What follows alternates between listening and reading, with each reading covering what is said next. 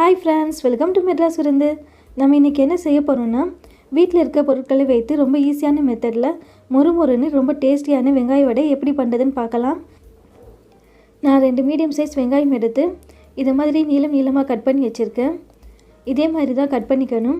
எந்த அளவுக்கு தின்னாக கட் பண்ண முடியுமோ அந்த அளவுக்கு நல்லா தின்னாக கட் பண்ணிக்கோங்க.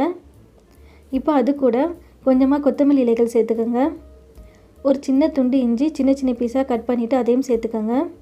2 பச்சை மிளகாய் பொடியாக நறுக்குன்னு இது சேர்த்துக்கோங்க. இது கூடவே 1/2 டேபிள் ஸ்பூன் அளவுக்கு சீரகம் சேர்த்துக்கோங்க. 1/4 டேபிள் ஸ்பூன் அளவுக்கு மிளகாய் பொடி சேர்த்துக்கோங்க. தேவையான அளவுக்கு உப்பு சேர்த்துக்கோங்க. 1 டேபிள் ஸ்பூன் அளவுக்கு எண்ணெய் சேர்த்துக்கோங்க. இப்போ நம்ம சேர்த்துருக்க இந்த மசாலா எல்லாமே வெங்காயத்து கூட நல்லா மிக்ஸ் பண்ணிக்கணும். வெங்காயம் தனித்தனியாக பிரியணும், அந்த அளவுக்கு மசாலாவை நல்லா மிக்ஸ் பண்ணிக்கோங்க. இப்போ பாருங்கள், இந்த அளவுக்கு தான் மிக்ஸ் பண்ணிக்கணும். இப்போ இது கூட ஒரு சின்ன கப்பில் 1/2 கப் அளவுக்கு அரிசி மாவு சேர்த்துக்கலாம்.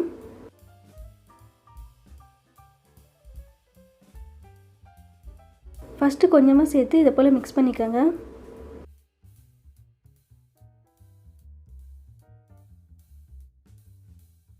இப்போ இது கூட மீதி இருக்க அரிசி மாவையும் சேர்த்துக்கலாம். இந்த அரிசி மாவு வறுக்காத அரிசி மாவு, சப்போஸ் உங்கள்கிட்ட வறுத்த அரிசி மாவு இருந்தாலும் பரவாயில்ல, சேர்த்துக்கோங்க. தண்ணீர் அதிகமாக சேர்க்கக்கூடாது. இதை போல் கையில் லைட்டாக தெளித்து இதை போல் சேர்த்து பிசைஞ்சிக்கோங்க. தண்ணி அதிகமாகிடுச்சுன்னா நம்ம சேர்த்துருக்க மசாலா வெங்காயம் கூட நல்லா மிக்ஸ் ஆகாது. மசாலா தனியாக வெங்காயம் தனியாக ஆகிடும். அப்புறம் நீங்கள் வடை தட்டி எண்ணெயில் பொரிக்கும் போது வெங்காயம் தனியாக மசாலா தனியாக ஆகிடும். அதனால் தண்ணி மட்டும் லைட்டாக தெளிச்சிக்கோங்க, அதிகமாக சேர்க்காதீங்க.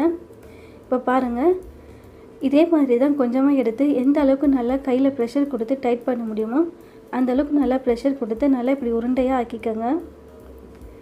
இப்போ கையில் வச்சு இப்படி நல்லா வடை மாதிரி தட்டிக்கோங்க. எந்த அளவுக்கு தின்னாக தட்ட முடியுமோ அந்த அளவுக்கு நல்லா மெல்லிஸாக தட்டிக்கோங்க. இப்போ பாருங்கள், அழகான ரவுண்ட் ஷேப்க்கு வந்துடுச்சு. இதே மாதிரி தான் செஞ்சுக்கணும். இப்போ எண்ணெய் நல்லா சூடாக இருக்குது. ஸ்டவ் மீடியம் ஃப்ளேமில் வச்சுட்டு வடை பொரிக்கணும். அப்போ தான் மேலே நல்லா மொறுமொறுன்னு வரும். இதே மாதிரி தான் ஒரு வடையாக செஞ்சு எண்ணெயில் சேர்த்துக்கோங்க. எண்ணெயில் வடை சேர்க்கும் போது கொஞ்சம் நல்லா கேர்ஃபுல்லாக பார்த்து செய்யுங்க, ஏன்னா எண்ணெய் நல்லா சூடாக இருக்கும். இப்போ பாருங்கள், வடை நல்லா பொரிஞ்சிட்டு வருது. இந்த வெங்காய வடை செய்கிறதுக்கு ரொம்ப நேரம்லாம் எடுக்காது. வெறும் 15 நிமிஷத்துக்குள்ளேயே இந்த வடைக்கான மாவும் ரெடி பண்ணிவிட்டு வடையும் பொரிச்சு எடுத்துடலாம். ரொம்ப குறைஞ்ச நேரத்தில் செய்யக்கூடிய ஒரு ஈஸியான ரெசிபி தான் இது. கண்டிப்பாக நீங்களும் ட்ரை பண்ணி பாருங்கள். பார்க்கும்போதே உங்களுக்கே தெரியும் எந்த அளவுக்கு மொறுமொறுன்னு பொரிஞ்சிருக்குன்னு. நல்லா கோல்டன் ப்ரௌன் கலரில் பொரிஞ்சிருக்கு பாருங்கள். ஈவினிங் டைமில் இதே மாதிரி நல்லா மொறுமொறுன்னு சூடாக வடை பொரித்து டீ கூட சேர்த்து சர்வ் பண்ணிங்கன்னா எல்லாருமே ரொம்ப விரும்பி சாப்பிடுவாங்க. ரொம்ப குறைஞ்ச நேரத்தில் ஈஸியாக செய்யக்கூடிய ஒரு டேஸ்டியான ரெசிபி தான் இது. கண்டிப்பாக நீங்களும் ட்ரை பண்ணி பாருங்கள். ட்ரை பண்ணி பார்த்துட்டு எப்படி இருக்குன்னு எனக்கு கமெண்ட்டில் சொல்லுங்கள். உங்கள் ஃப்ரெண்ட்ஸ் யாருக்காவது இந்த ரெசிபி தேவைப்பட்டாலும் ஷேர் பண்ணிவிடுங்க. மறக்காமல் நம்ம மெட்ராஸ் விருந்து சேனலுக்கு சப்ஸ்கிரைப் பண்ணிக்கோங்க. தேங்க்யூ.